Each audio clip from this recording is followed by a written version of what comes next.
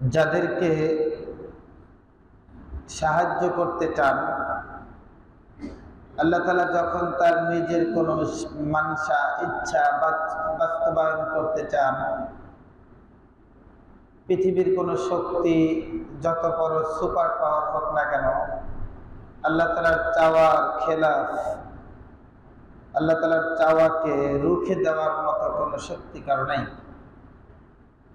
গত জুমায় কোরআনে কারীমের সূরাতুল কসাসের শুরু থেকে আলোচনা শুরু হয়েছিল। সমস্ত ফিরাউনি শক্তি মুসা আলাইহিস সালামের আগমনকে ঠেকানোর জন্য বনি ইসরাইলের হাজার হাজার নিরপরাধ শিশুদেরকে হত্যা করেছিল।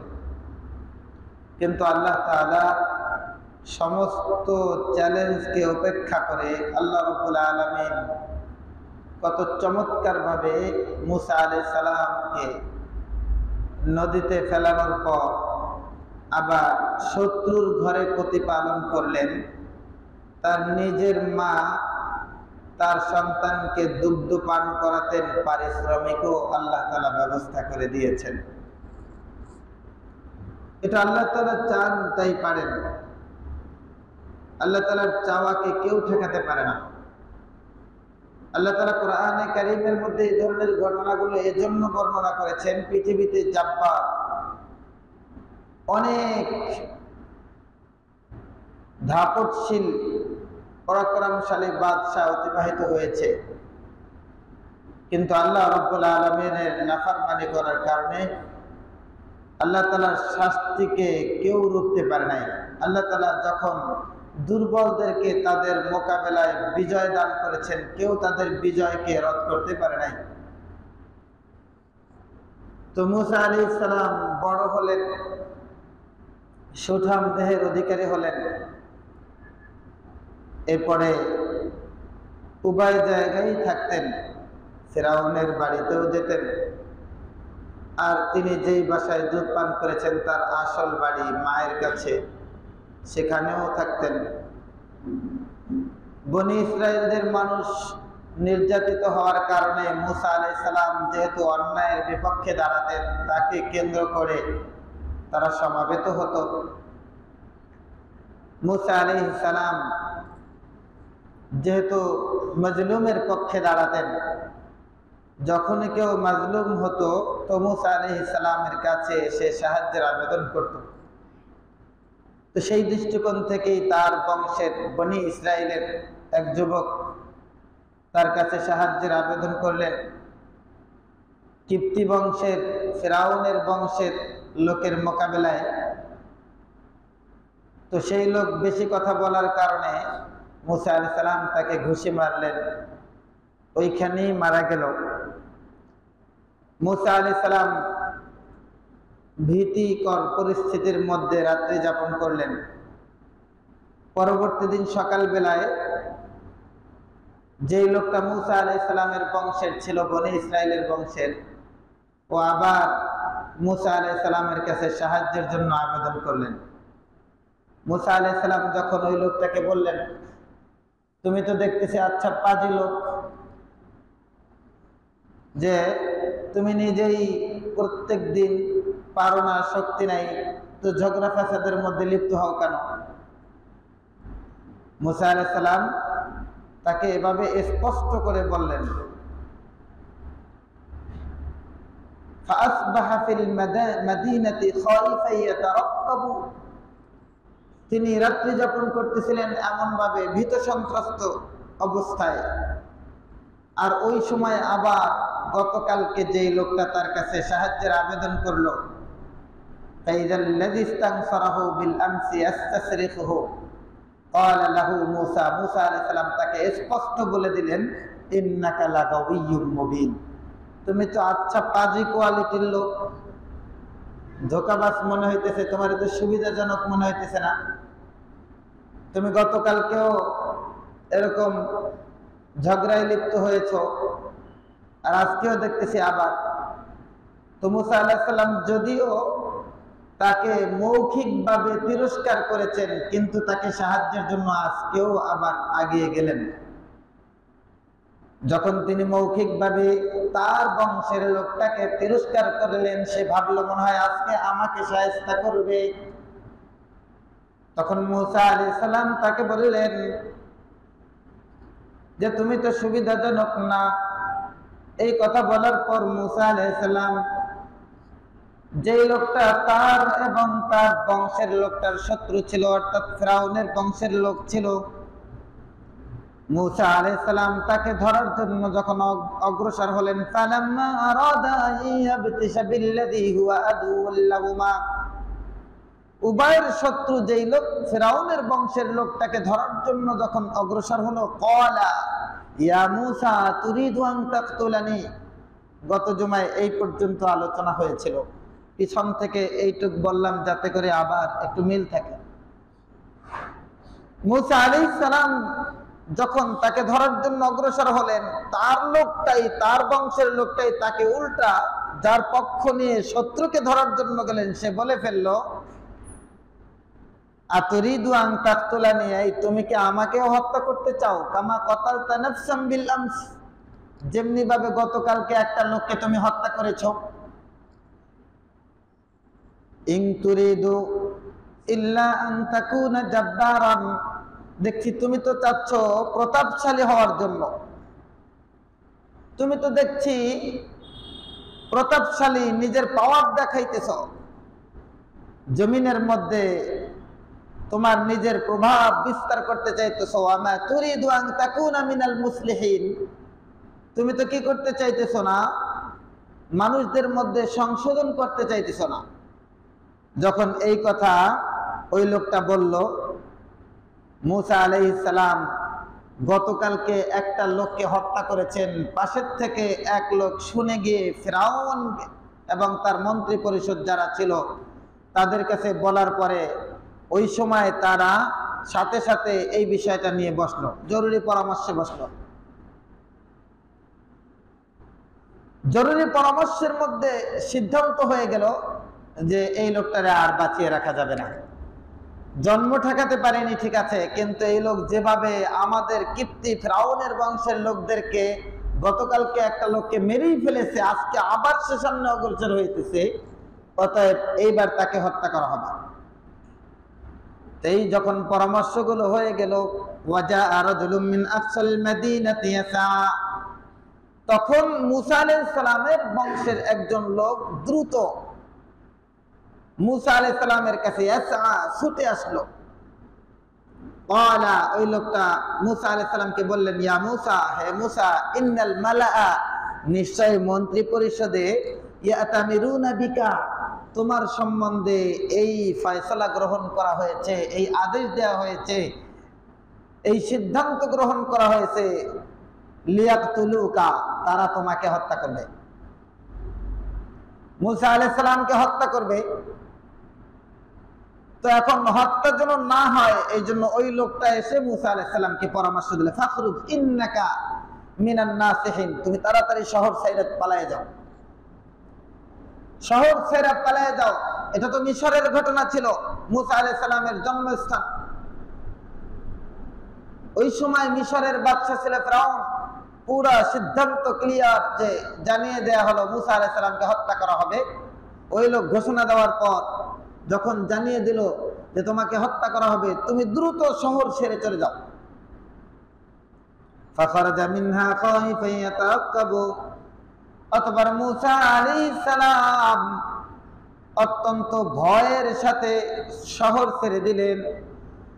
তিনি সেই শহর থেকে বের হয়ে গেলেন ভীত সন্ত্রস্ত অবস্থায় এবং উৎকণ্ঠিত অবস্থায়, এবং আল্লাহর কাছে দোয়াও করলেন। আল্লাহর কাছে এভাবে দোয়া করলেন যে তিনি আল্লাহর কাছে বলতে লাগলেন, ক্বালা রাব্বি নাজ্জিনি মিনাল কওমিজ জালিমিন, আমি তো শুধু অন্যায় করতেছে, একজন মানুষ জুলুমের শিকার মাজলুম ছিল, আমি শুধু তার পাশে দাঁড়ানোর জন্য তাকে সাহায্য করেছি, কিন্তু প্রকৃত যারা জুলুম করছে, যারা জালেম, আল্লাহ ওই জালেমরা আজকে আমাকে হত্যা করার জন্য পরিকল্পনা গ্রহণ করেছে। অতএব রব্বি নাজ্জিনি মিনাল কওমিজ জালিমিন, আপনি আমাকে জালেম সম্প্রদায়ের পক্ষ থেকে যে আমাকে হত্যা করার পরিকল্পনা নেওয়া হয়েছে, এর থেকে আপনি আমাকে মুক্তি দান করেন। মূসা আলাইহিস সালাম এখন কোথায় যাবেন? তিনি ওই পথ ছাড়া অন্য পথ চিনেন না, যেই জায়গায় গিয়ে ফিরআউনের পুরা রাষ্ট্রের এরিয়ার বাইরে চলে গিয়ে কোথাও আশ্রয় নেবেন। কিন্তু যেহেতু মূসা আলাইহিস সালামের মধ্যে হক তলব করার উদ্দেশ্য ছিল, আল্লাহ রাব্বুল আলামিনের কাছে দোয়া করলেন যে আল্লাহ, হে আমার প্রতিপালক, আপনি আমাকে জালেমদের থেকে আপনি আমাকে রক্ষা করেন। ওয়ালাম্মা তাওয়াজ্জাহা তিলকা মাদিয়ান, মূসা আলাইহিস সালাম মিশর থেকে মাদায়েন শহরের দিকে রওনা হলেন। তাওয়াজ্জাহা মনোনিবেশ করলেন, রওনা হলেন তিলকা মাদিয়ান। মাদিয়ান যেটা মাদায়েন শহর, বর্তমান ইরাকের যে রাজধানী বাগদাদ আছে, বাগদাদ, এই বাগদাদের একেবারে কাছাকাছি একটা শহর, সাসানীয় রাজবংশের মূল কেন্দ্র ছিল মাদায়েন শহর।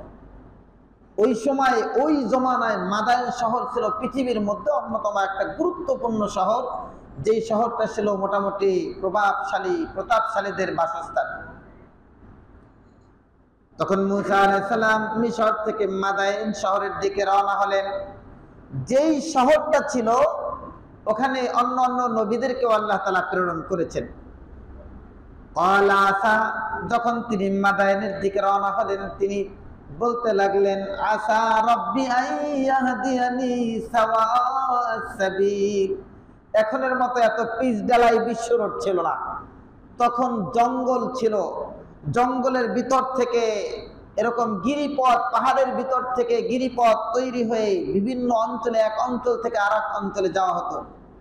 এবং যেই পথগুলো ছিল অনেক ভীতিকর পরিস্থিতির মধ্যে, জলদস্যু, এমনিভাবে বনের বিভিন্ন ধরনের ডাকাত, সাথে সাথে বড় বড় পশুর ভয়ও তাদের মধ্যে ছিল। তো মূসা আলাইহিস সালাম কোন পথে যাবেন, কোন পথে গিয়ে নিরাপদে আশ্রয় নিতে পারবেন, এই বিষয়টা তার জানা ছিল না।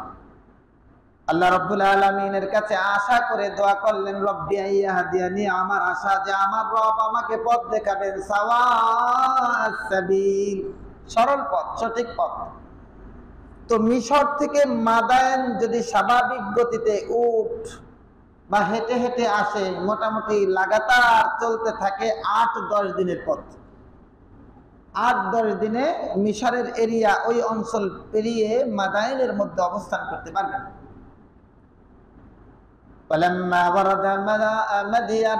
যেহেতু এই ৮-১০ দিনের পথ, চিন্তা করেন ৮-১০ দিন অনবরত যদি চলে, কোনো খাবার দাবার নাই, ভয়ে পালায় যাচ্ছে, কোনো খাবার নিতে পারতেছে না, এই পরিস্থিতি রওনা হলে একটা মানুষের মধ্যে পানির তৃষ্ণা, ক্ষুধার যন্ত্রণা কতটুকু পরিমাণ থাকতে পারে।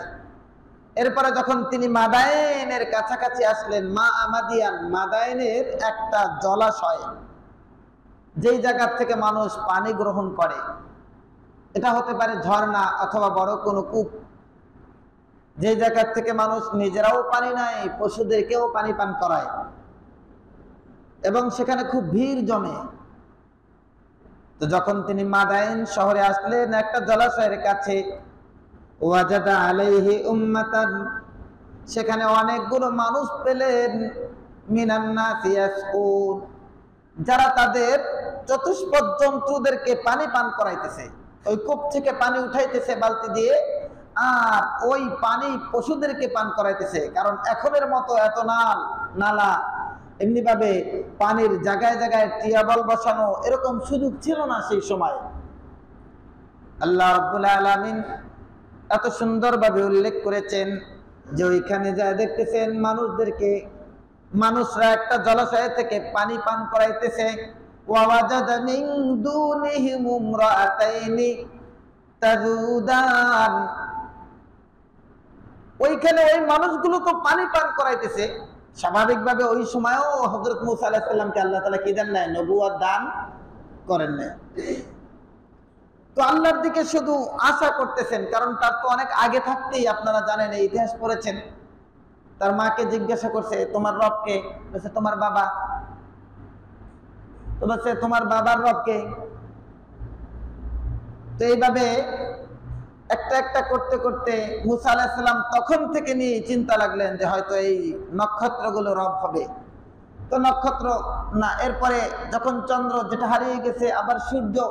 তো মুসা আলাইহিস সালাম তখন বুঝতে পারলেন আমার রব তো তিনি, যিনি রাত দিনকে সৃষ্টি করেন, তিনি নক্ষত্র সব কিছুর সৃষ্টিকর্তা, সমস্ত সব কিছুর সৃষ্টিকর্তা যিনি, তিনিই হলেন আমার রব। মুসা আলাইহিস সালাম রবের প্রতি বিশ্বাস আছে, এখনো পর্যন্ত রবের পক্ষ থেকে না তার উপর সরাসরি কোনো ওহী, কোনো বার্তা এসেছে। তো যখন তিনি মাদায়ানে গেলেন জলাশয়ের কাছে, সেখানে মানুষদেরকে পানি পান করানো অবস্থায় পেলেন। বলে এছাড়াও আরো এমন দুইজন মেয়ে পেলেন যারা তাজুদানি, তার মানে তাদের পশুগুলাকে এখনো টাইনে ধরছে, পানি পান করানোর জন্য যাইতেছে না। তাফসীরের মধ্যে বোঝা যায় যে যেই দুইটা মেয়ে এমন জায়গায় দাঁড়িয়ে আছে সবার থেকে আলাদা হয়ে, মুসা আলাইহিস সালাম দেখলেন কিরে সবাই এখানে তো অন্য মহিলারাও পান করাইতেছে, রাখালরাও পান করাইতেছে, নিজেরাও পানি নিতেছে, তো এই দুইটা মেয়ে এত দূরে কেন অবস্থান করে দাঁড়িয়ে আছে? আর মুসা আলাইহিস সালাম অনেক আগে থেকেই তো অসহায়দেরকে সহায়তা করার জন্য তিনি ছিলেন প্রসিদ্ধ, অন্যায়ের বিপক্ষে দাঁড়াতেন, যারা মজলুম ছিলেন তাদের সাহায্য করতেন। আল্লাহ তাআলা যাকে নবী বানাবেন, নবী হওয়ার যে সমস্ত গুণাবলী, যোগ্যতা, সালাহিয়াত আল্লাহ তাআলা শুরু থেকেই তাকে আল্লাহ তাআলা দিয়ে দিতেন। তো মুসা আলাইহিস সালাম ওইখানে যা জিজ্ঞাসা করলেন, ক্বালা মা খাতবুকুমা, এই তোমাদের কি হয়েছে, তোমরা এখানে দাঁড়িয়ে আছো কেন?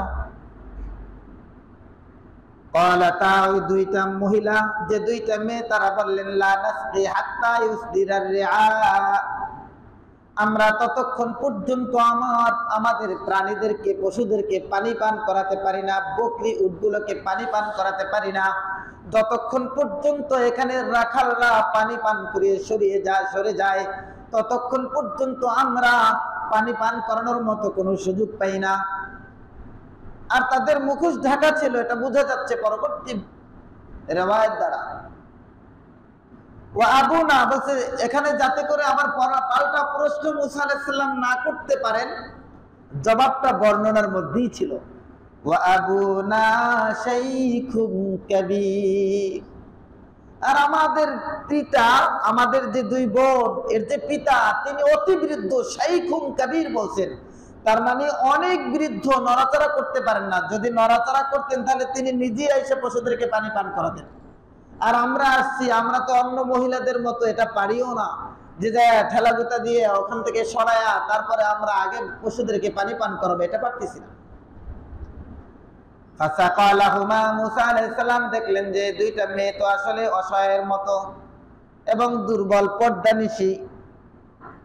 ফাসাকালাহুমা, মুসা আলাইহিস সালাম তাদের পক্ষ থেকে তাদের প্রাণীদেরকে পানি পান করে দিলেন। সুম্মা তাওয়াল্লা ইলা যিল্লি, এরপরে মুসা আলাইহিস সালাম পানি পান করা, অনেক মানুষ আছে না একটু উপকার কইরা তোষামত করে, একটু ফুসলায়, মুসা আলাইহিস সালাম উপকার করা শেষ, ওখান থেকে চলে গেছেন। আল্লাহ রাব্বুল আলামিন বলেন ওইখানে তাদেরকে পানি পান করানোর উপকার করার পর তাওয়াল্লা ইলা যিল্লি, তাওয়াল্লা মানে সাথে সাথে ওখান থেকে চলে গেলেন ছায়ায়, একটা গাছের ছায়া যে আশ্রয় নিলেন। তো স্বাভাবিক, যেই লোকটা পানি পান করালো, যাদের পক্ষ থেকে তারা পানি পান করে ওখান থেকে চলে গেলেন, ওই লোকটা কি করতেছে না করছে পিছনে একবার তাকায় দেখলেন, কিরে পানি পান করে যে আবার গাছের ছায়ায় বসলো, নিশ্চয় কোনো পথিক হবে, মুসাফির হবে। তো মুসাফির হইলে তো তাদেরকে কোনো সুযোগ সুবিধা দেওয়া এটা স্থানীয় লোকদের দায়িত্ব। তো ওই দুই মেয়ে ওখান থেকে চলে গেলেন। আল্লাহ রাব্বুল আলামিন বলেন ফাকালা রাব্বি ইন্নী লিমা আনজালতা ইলাইয়া মিন খায়রিন ফাকির, এটা আল্লাহ তাআলা বর্ণনা করেছেন, কিন্তু এই বাণীটা হযরত মুসা আলাইহিস সালাম ওই সময় আল্লাহর কাছে দোয়া করতে লাগলেন। তিনি ওই পানি পান করানোর পর তাদের কাছে কিছু আশা করেন নাই, যাদেরকে উপকার করছেন তাদের থেকে কোনো কিছু আশা করেন নাই। আশা না করলেও কিন্তু আল্লাহর কাছ থেকে আশা করছেন, আল্লাহ তাআলার কাছে এভাবে দোয়া করতেছেন, ফাকালা রাব্বি, হে আমার রব, হে আমার প্রতিপালক, ইন্নী লিমা আনজালতা ইলাইয়া মিন খায়রিন, আপনি যে আমাকে কল্যাণ দান করবেন, ফাকির, আমি তার ভিখারি। প্রত্যেকটা মানুষের এই স্বভাব হওয়া চাই, সে অন্যকে উপকার করবে, তার থেকে কোনো বদলা চাবে না। কিন্তু এই উপকারের বদলা কার কাছে চাবে? আল্লাহর কাছ থেকে যে বদলা পাবে, ওই বদলা পাওয়ার ভিখারি প্রত্যেকের জন্য হওয়া, এটা এই বর্ণনা দ্বারা শিক্ষা। হযরত মুসা আলাইহিস সালাম বললেন, আল্লাহ, হে আমার রব, আমি তার কাছ থেকে তো কোনো প্রতিদান চাইনি, বরং আপনি আমাকে যেই প্রতিদান দিবেন ওই কল্যাণকর বিষয়গুলো আমাকে দান করবেন, আমি তার ভিখারি। ফাজাআতুহু ইহদাহুমা তামশি আলা ইস্তিহয়া। ওই দিক দিয়ে দুই মহিলা, দুইটা মেয়ে তার বাবার কাছে, বৃদ্ধ বাবা, বয়স্ক বাবা, নড়াচড়া করতে পারেন না, কিন্তু তার অনেক প্রাণী আছে, পশু আছে, তার কিছু ফসলাদি আছে। এদিক দিয়ে তার মেয়েরাও বড় হয়ে গেছে, ওরকম যোগ্য পাত্রও পাচ্ছেন না। এই জন্য দেখলেন যে এই ছেলেটাকে, যে আমার মেয়েদেরকে এরকম উপকার করলো, আবার সাথে সাথে চলে গেল, কোনো বিনিময় চাইলেও পারতো, কিন্তু বিনিময় নিল না। তো জন্য একটা মেয়েকে পাঠাইছে। ওই মেয়েটা আসছে কিভাবে, কোরআনে কারীম কত চমৎকার বর্ণনা করেছেন। ফাজাআতহু ইহদাহুমা তামশি আলা ইস্তিহয়া। ওই দুই মেয়ের মধ্য থেকে একজন আসলো, তামশি, এমন ভাবে হেঁটে, আলা ইস্তিহয়া, লজ্জাশীল অবস্থায়। তার মানে পুরো পর্দা করে আসলেন।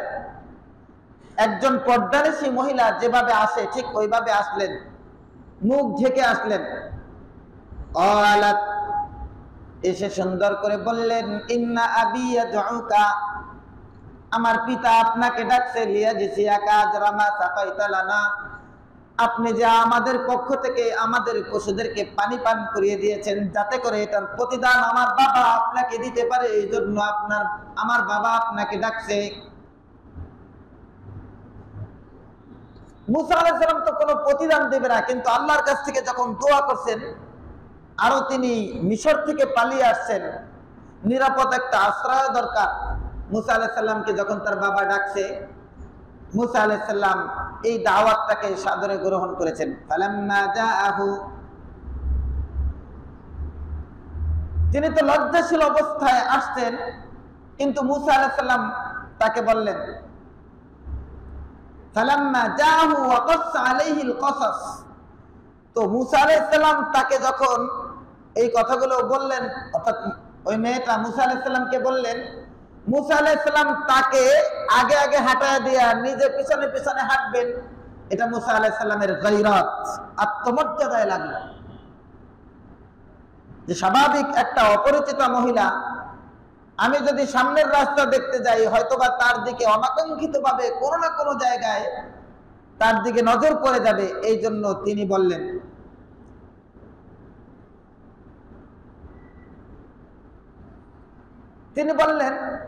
যে তুমি আমাকে পিছন থেকে রাস্তা বাতিয়ে দাও, তুমি আমাকে পিছন থেকে বলো যে কোন দিকে যেতে হবে, আমি সেই দিকে চলছি। আল্লাহ তাআলা বলেন, ফালাম্মা জাআহু ওয়া কাসসা আলাইহিল কসাস। এরপরে মুসা আলাইহিস সালাম যখন সেই মাদায়েনের ওই মেয়েদের বাবার কাছে আসলেন, মেয়েদের বাবা হলো নবী হযরত শুআয়ব আলাইহিস সালাম। নবী শুআয়ব আলাইহিস সালাম তার কাছে এসে পুরো ঘটনা বর্ণনা করলেন, যে এরকম এরকম আমার জন্মের সময় এই ঘটনাগুলো ঘটছে, এরপরে আমার মা আমাকে ফেলায় দিছে, এরপরে ফেরাউন আমাকে তুলে নিয়েছে তার বাড়ির লোকজন, এরপরে ওখানে আল্লাহ তাআলা আমাকে দুধ পান করিয়েছেন আমার মায়ের মাধ্যমে, আবার এর বিনিময়ে আমার মা প্রতিদানও পেয়েছে। এরপরে আমি বড় হয়েছি, বুঝ হয়েছে, অন্যায় ন্যায় অন্যায় বোঝার সক্ষমতা হয়েছে। যখন আমি অন্যায়ের প্রতিবাদ করতে গিয়েছি, একটা অনাকাঙ্ক্ষিত ভাবে একটা হত্যাকাণ্ড ঘটে গেছে।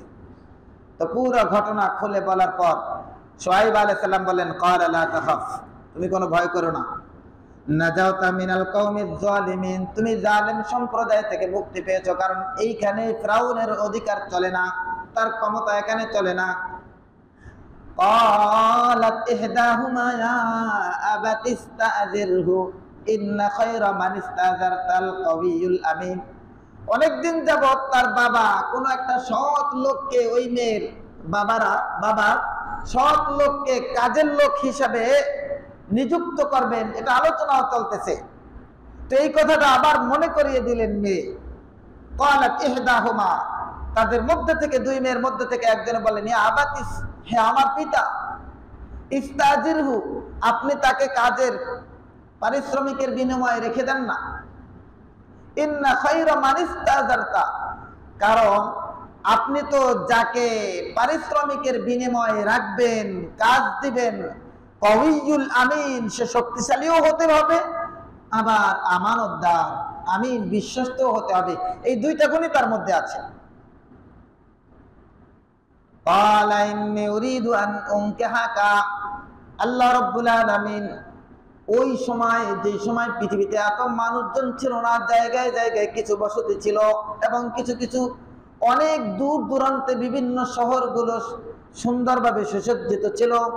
আল্লাহ রাব্বুল আলামিন ওই সময় মাদাইনের মধ্যে শুআয়ব আলাইহিস সালামের মাধ্যমে মুসা আলাইহিস সালামকে তার মেয়ে বিবাহ দানের জন্য একটা প্রস্তাব পেশ করলেন। হযরত শুআয়ব আলাইহিস সালাম বললেন, ইন্নী উরিদু আন উনকিহাকা ইহদা বানাতাইয়া হাতাইনি, এই যে আমার দুই মেয়ে, এই দুই মেয়ের মধ্যে যে কোনো একজনকে আমি তোমার সাথে বিবাহ দেওয়ার ইচ্ছা পোষণ করছি, এই শর্তে যে আলা আন তাজুরানি সামানিয়া হিজাজ, তোমার তো কোনো সম্পত্তি নাই যে তুমি মোহরানা দিবা। আমাদের ওই সময় আল্লাহ তাআলা দেখেন নারীদেরকে কি অধিকার দিয়েছেন, ওই জমানায় আল্লাহ তাআলা নারীদের উপরে মোহরানা সেই সময় ফরজ করে দিয়েছেন। পৃথিবীর মধ্যে অন্য কোন ধর্মের মধ্যে আল্লাহ তাআলার পক্ষ থেকে যে বিধান আসছে, এই বিধান ছাড়া অন্য কোন ধর্ম, যেটা মানব রচিত ধর্ম, মানুষের বিশেষ করে নারীর অধিকার দেওয়া হয়নি। ওই সময় আল্লাহ রাব্বুল আলামিন হযরত শুআয়ব আলাইহিস সালামের মাধ্যমে যে প্রস্তাবটা দিলেন মুসা আলাইহিস সালামকে, যে তুমি আমার দুই মেয়ের যে কোনো একজনকে 8 বছরের পারিশ্রমিক দিবা, এই 8 বছরের যে পারিশ্রমিকটা তুমি পাবা, এইটা হলো আমার মেয়েকে বিবাহ করবা, এই পারিশ্রমিকটা তার মোহরানা হিসাব, মোহরানা স্বরূপ। সামানিয়া হিজাজ ফাইন আতমামতা আশরান, আর যদি তুমি 10 বছর পারিশ্রমিকের বিনিময়ে খাটো, ফামিন ইনদিক, এটা তোমার পক্ষ থেকে, খাটলেও খাটতে পারো, শ্রম দিলেও দিতে পারে, না দিলেও দিতে পারো। আল্লাহ কিন্তু মুসা আলাইহিস সালাম নিজে স্বাধীন থাকলেন। ওমা উরিদু আন আশুক্কা আলাইক, ওমা উরিদু আন আশুক্কা আলাইক। তো মুসা আলাইহিস সালামকে ডাইরেক্ট বললেন, তুমি যদি 8 বছর খাটো আর 2 বছর না সময় দাও, তাহলে আমি তোমার উপরে কোনো জোর জবরদস্তি করব না। সাতাজিদুনি ইনশাআল্লাহু মিনাস সালিহিন, অবশ্যই তুমি আমাকে সৎ লোকদের মধ্য থেকে পাবা ইনশাআল্লাহ। ক্বালা যালিকা বাইনি ওয়া বাইনাক, মুসা আলাইহিস সালাম এবার পুরো প্রস্তাব শুনে বললেন, ঠিক আছে, এই যে বিষয়টা চুক্তি হলো, এটা আমার আর আপনার মধ্যে থাকবে। আইয়ামাল আজালাইনি কাযাইতু ফালা উদওয়ানা আলাইয়া, আমি দুই যে মেয়াদ আপনি নির্ধারণ করে দিয়েছেন, 8 বছর অথবা 10 বছর, আমি যে কোনো একটা পূর্ণ করি, আপনি আমার উপরে কোনো জোর জুলুম করতে পারবেন না। আল্লাহু আলা মা নাকুলু ওয়াকিল, আমরা যা পরস্পরে আলোচনা করলাম এই ব্যাপারে অভিভাবক কে? আল্লাহ। মুসা আলাইহিস সালাম বলেন, ফালাম্মা কাযা মুসা আল-আজালা ওয়া সারা বিআহলি, 10 বছর যখন ওখানে হয়ে গেল, মুসা আলাইহিস সালাম পুরো 10 বছরের তার শ্রম বিনিময় ওখানে করে তার স্ত্রীকে নিয়ে রওনা হলেন। ওয়া সারা বিআহলিহি আনাসা মিন জানিবিত তুর, তখন তিনি তুর পাহাড়ের এক সাইডে তিনি একটা অগ্নি স্ফুলিঙ্গ দেখতে পেলেন।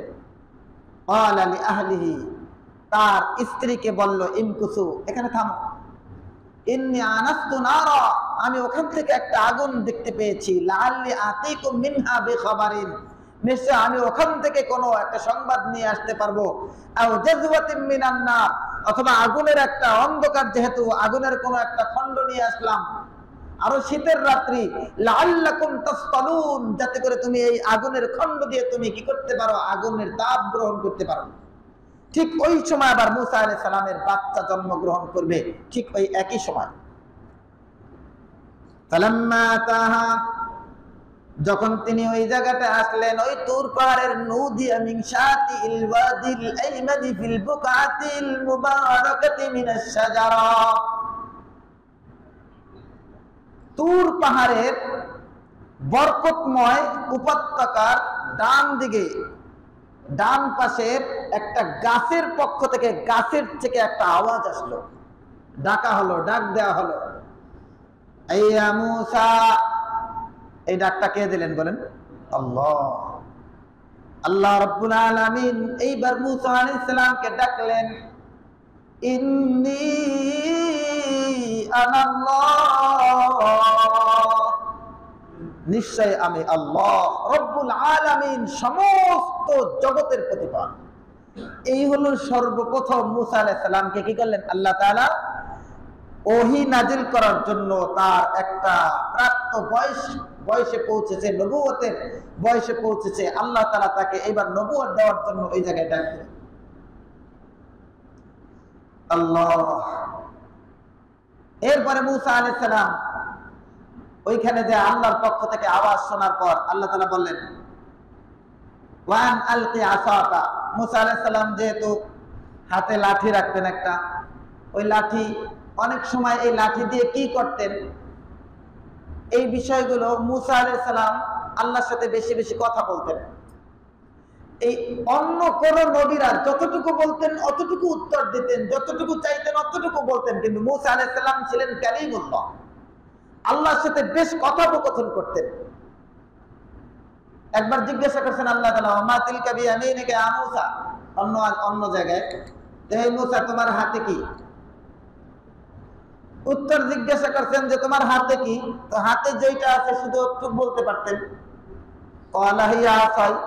মূসা আলাইহিস সালাম বললেন এটা একটা লাঠি। আল্লাহ তাআলা কিন্তু জিজ্ঞাসা করে নাই তুমি লাঠি দিয়ে কি করো, এই লাঠিটা তোমার কোন কোন কাজে লাগে। তো মূসা আলাইহিস সালাম নিজেই কথাটা আল্লাহর সাথে কথোপকথন করতেছেন। আপনারা দেখবেন সাধারণ কোন একটা মানুষ জীবনেও এমপি সাহেবের সাথে সাক্ষাৎ করে নাই, হঠাৎ করে কোন এক মাধ্যম ধরে এমপি সাহেবের কাছে গেছে, যে তার বিষয়টা বলতে যায়, এরপর বলা শুরু করছে আমি কিন্তু আপনার লোক, অন্য আমাদের এলাকায় সর্বপ্রথম আমি আপনারে ভোট দিছি, আপনার কোনো মিছিল হইলে আমি আগে যাই। এগুলো কিন্তু কিচ্ছু জিজ্ঞাসা করে নাই, কিন্তু সেদে সেদে কেন বলতেছে? এই জন্য বলতেছে তার দৃষ্টি মনোযোগ আকর্ষণ করার জন্য। তো আপনি চিন্তা করেন দুনিয়ার একজন আইরে গাইরে নাপতু খাইরে একজন এমপি মন্ত্রী, তার সাথে যদি তোষামত খুশামত করার জন্য এত কিছু হয়, তো মূসা আলাইহিস সালাম কথা বলতেছেন কার সাথে? আল্লাহর সাথে। তো মূসা আলাইহিস সালাম বলল, ক্বালা হিয়া আসাই, আল্লাহ এটা একটা লাঠি, আতাওয়াক্কাউ বিহা, আমি এটার মধ্যে একটু হেলাম দিই, ওয়া আহুসু বিহা আলা গনামি, আর আমি এটা দিয়ে আমার ছাগলগুলো বকরিগুলো চড়াই, আরো অন্য অনেক কাজ করি। যদি কোনো সাপ দেখি পথিমধ্যে তো সেটারে মারি, শত্রুর মোকাবেলা করি। তো এরপরে কথা আরো দীর্ঘায়িত করলেন, অর্থাৎ আল্লাহর সাথে কথা লম্বা করার একটা কৌশল মূসা আলাইহিস সালাম অবলম্বন করলেন। তো মূসা আলাইহিস সালামের হাতে যে লাঠি থাকতো, আল্লাহ তাআলা বললেন, ওয়া আন আলকি আসাক, এই তুমি তোমার লাঠিটা জমিনে ফেলাও। যখন জমিনে ফেলাইছে, ফেলানোর সাথে সাথে ফালাম্মা রাআহা তাহতাজ্জু কান্নাহা জান, ওই লাঠিটা এক জলজন্ত সাপে পরিণত হয়ে ছোটাছুটি করতেছে। আপনি চিন্তা করেন, এতক্ষণ আপনি যেই লাঠিটা, বেতের লাঠিটা ব্যবহার করতেন, ওই লাঠিটা যদি জমিনে পইরা বড় এক সাপ হয়ে যায় আর ফসফস করতে থাকে, ওই জায়গায় দাঁড়াবেন তো? আল্লাহ তাআলা বলতেছেন যখন ওইটা জমিনের মধ্যে পড়লো, ফালাম্মা রাআহা, যখন তিনি ওই লাঠিটাকে দেখলেন, তাহতাজ্জু কান্নাহা জাম, সেটা একটা চলাচল করার মতো এক জলজন্ত সাপ, ওয়াল্লা মুদবিরান, সাথে সাথে পিছনে দৌড়, ওয়ালাম ইউআক্কিব, একবারও পিছনের দিকে তাকায় দেখতেছেন না। যে ওই সাপ যদি তাকে সবল দেয়, এই জন্য মূসা আলাইহিস সালাম সোজা দৌড়, পিছনের দিকে একবারও ফিরে তাকালেন না। আল্লাহ বলতেছেন ওয়ালাম ইউআক্কিব, একবারও পিছে ফিরে তাকালেন না। বলা হলো ইয়া মূসা, এরপর আল্লাহ তাআলা আবার ডাক দিলেন, হে মূসা আকবিল, এই সামনে আসো, ফিরে আসো, সামনে অগ্রসর হও, ওয়ালা তাখাফ, ভয় করো না, ইন্নাকা মিনাল আমিনিন, নিশ্চয় তুমি নিরাপদ, নিশ্চয় তুমি নিরাপদ ব্যক্তিদের মধ্য থেকে, কারণ তোমার এখানে কোনো ভয় নাই, না শত্রুদের ভয় নাই, না ওই সাপ তোমাকে সবল দিবে, এর কোনো ভয় তোমার করার কোনো দরকার নেই। বুঝলো কি আদাকা, তাহলে বোঝা গেল এখন লাঠিটা তার মুজিজা হয়ে গেল। কি হয়ে গেল? অর্থাৎ লাঠিটা এমন যেটা দেখতে লাঠি, সব কাজ করা যায়, আবার এটা সাপও হয়ে গেল। এরপরে আল্লাহ তাআলা আরেকটা নির্দেশ দিলেন, উসলুক ইয়াদাকা ফি জাইবিকা, তুমি তোমার হাত, তোমার পকেট, জীবন মানে জাইবুন মানে পকেট, অথবা অনেক সময় এই বক্ষ দেশেও পকেট থাকে না, সামনের পকেট, বুক পকেট। তো এখন তো পাঞ্জাবির সাইডেও পকেট থাকে, আবার বুক পকেট থাকে, শার্ট জামা পাঞ্জাবির। তো মূসা আলাইহিস সালামকে আল্লাহ তাআলা নির্দেশ দিলেন, উসলুক ইয়াদাকা ফি জাইবিকা, তুমি তোমার হাতটা তোমার বুকের মধ্যে ঢুকাও, পকেটে ঢুকাও। তাখরুজু বাইদা মিন গায়রি সুইন, কোন ধরনের অনিষ্টতা ছাড়াই একেবারে শুভ্র তা হয়ে বের হয়ে আসলো। ইয়াদে বাইদা অর্থাৎ হাতটা পুরা সাদা হয়ে বের হয়ে আসলো।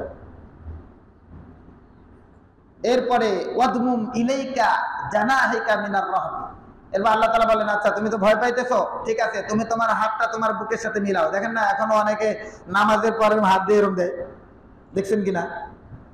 তো ওই এখান থেকে এই আমলটা করে। তো মূসা আলাইহিস সালামকে আল্লাহ তাআলা বলেন, তুমি তোমার হাতকে বুকের সাথে মিলাও। ওই শুভ্র হাত যখন বুকের সাথে মিলালো, আল্লাহ তাআলা তার মাধ্যমে ভয় ভীতি দূর করে দিলেন। সুবহানাল্লাহ। এরপরে আল্লাহ তাআলা বললেন, ফাযানিকা বুরহানান মির রাব্বিক ইলা ফিরআউনা ওয়া মালাইহি, এই যে তোমার লাঠি আর তোমার জিয়াদি বাইযা সাদা হাত, এই শুভ্র হাত এবং এই দুইটা লাঠি, এই দুইটা তোমার জন্য দলিল এবং প্রমাণ।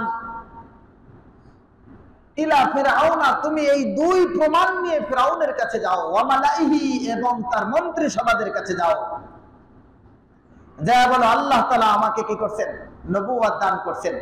আল্লাহ তাআলা আমাদেরকে নবী বানিয়ে প্রেরণ করেছেন। আল্লাহ তাআলা বলেন, ইন্নাহুম কানু কওমান ফাসিকিন, নিশ্চয় তারা এক ফাসিক সম্প্রদায়। ক্বালা রাব্বি ইন্নী ক্বাতালতু মিনহুম নাফসান, কিন্তু মূসা আলাইহিস সালামের তো একটা দুর্বলতা আছে, ফিরআউনের বংশের একটা লোককে ঘুষি মেরে হত্যা করে ফেলছে। আল্লাহ রাব্বুল আলামিনের কাছে দুর্বলতা প্রকাশ করলেন। ক্বালা রাব্বি ইন্নী ক্বাতালতু মিনহুম নাফসান, হে আমার রব, আমি তো তাদের মধ্যে থেকে এক ব্যক্তিকে হত্যা করে ফেলছি। ফাআখাফু, আমার আশঙ্কা হয়, আইয়াকতুলুন, তারা আমাকে হত্যা করে ফেলবে, এই হত্যার বদলে আমাকে হত্যা করে ফেলবে। অতএব আমি একা যাব। ও আখি হারুন, আপনি আমার সাথে হারুনকেও পাঠান। তো আমার তো মুখের জবানের মধ্যে ভাষাটা স্পষ্ট না, একটু তোতলায় বলতেন। এটা কেন বলতেন? আপনারা এই ঘটনা শুনেছেন। মূসা আলাইহিস সালামকে ফিরআউন ছোটবেলায় পরীক্ষা করার জন্য একবার উল্টাপাল্টা বলতেছিল, আনা রব্বুকুমুল আলা, আমি সবচেয়ে বড় রব। তো কোলে থাইকে মূসা আলাইহিস সালাম এই সব কষা চর মাইরা দিছে ফিরআউনকে।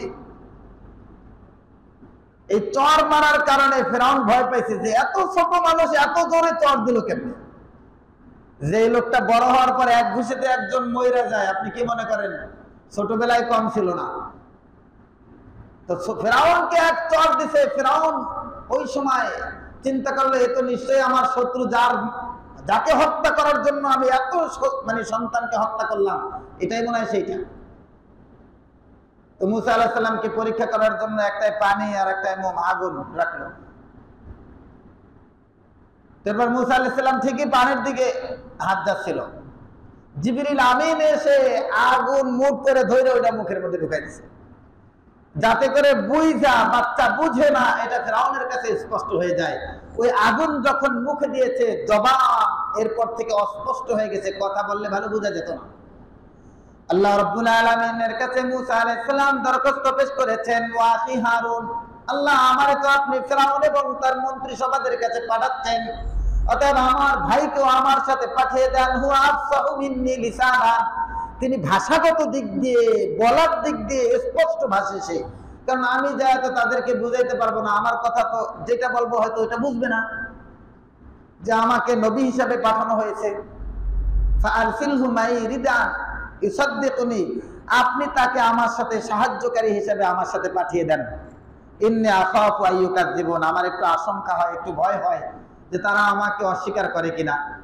এই অস্বীকার করে কিনা এই কথাটা বলার পর অনেকের মধ্যে এই প্রশ্ন জাগতে পারে যে একজন নবীকে আল্লাহ পাঠাইতেছেন, তারপরে তার মধ্যে মানুষের ভয় কেন থাকবে? এই ভয়টা ওই ভয় না, ভয় তো ছিল এইটা যে আমার যে মুখের মধ্যে এক তোতলামি আছে, এটা তো আপনার কারণেই হয়েছে। অর্থাৎ এই কারণে আমি গিয়ে তাদেরকে বুঝানোর পরে যদি না বুঝে, তো এই জন্য আমার ভাই আছে হারুন, তাকে আপনি স্পষ্ট ভাষী হিসাবে আমার এই বক্তব্য দিয়ে বোঝানোর ক্ষেত্রে সহযোগী হিসাবে পাঠান। কারণ আমি যদি ভালো করে না বোঝাতে পারি, তাহলে দেখা গেল তারা আমাকে নবী হিসাবে অস্বীকার করলো। ক্বালা সানাশুদ্দু আদুদাকা বিআখিকা ওয়া নাজআলু লাকুমা সুলতানা। আল্লাহ রাব্বুল আলামিন বলেন, সানাশুদ্দু আদুদাকা বিআখিকা, আমি তোমাকে শক্তি সঞ্চার করে দিলাম, বিআখিকা তোমার ভাইয়ের মাধ্যমে, ওয়া নাজআলু লাকুমা সুলতানা, আর আমি তোমাদের উভয়কে জমিনের মধ্যে আল্লাহ তাআলা বলেন আমি কর্তৃত্ব দান করলাম। সুবহানাল্লাহ। তো পুরো ঘটনার দ্বারা এরপরে আল্লাহ রাব্বুল আলামিন বলেন, ফালা ইয়াসিলু ইলাইকুমা, তোমাদের কাছে, ফালা ইয়াসিলু ইলাইকুমা, তারা পৌঁছতেই পারবে না। তারা যে তোমাদের কাছে কোনো মারবে বা কোনো বকাঝকা দিবে বা তাদের কোনো শত্রুতামের পক্ষ থেকে কোনো আক্রমণ করবে, তারা তোমাদের কাছে পৌঁছতেই পারবে না। বিআয়াতিনা, কারণ আমার নিদর্শন তোমাদের কাছে আছে।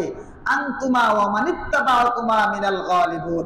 আল্লাহ রাব্বুল আলামিন বলেন, তোমরা দুইজন এবং যারাই তোমাদেরকে অনুসরণ করবে, আমার পক্ষ থেকে যে হক আসছে এই হকের অনুসরণ করবে, তারা কি হবে? গালিবুন, বিজয় থাকবে। এই ঘটনা আল্লাহ তাআলা বর্ণনা করে এটাই বুঝিয়েছেন কিয়ামত পর্যন্ত কোরআন এবং সুন্নাহ ওই জমানায় মুসা আলাইহিস সালামের অনুসরণ করার দ্বারা যদি তারা বিজয় হয়, কিয়ামত পর্যন্ত মুসা আলাইহিস সালামের পরে যত নবী আসছে সমস্ত নবীদের যারা অনুসরণ করবে, আমাদের যে নবী আসছেন, আল্লাহ তাআলা যে কোরআন প্রেরণ করেছেন, এই কোরআন এবং নবীকে যারা অনুসরণ করবে তারাই কিয়ামত পর্যন্ত বিজয় থাকবে, এবং যারা কোরআনকে অস্বীকার করবে আর হকের উপরে থাকনেওয়ালা ব্যক্তিদের বিরুদ্ধাচরণ করবে, তারাই সবসময় পরাস্ত হবে। আল্লাহ রাব্বুল আলামিন আমাদেরকে হক অনুসরণ করার তৌফিক দান করুন। ওয়া আখির দাওয়ানা আনিল হামদুলিল্লাহ।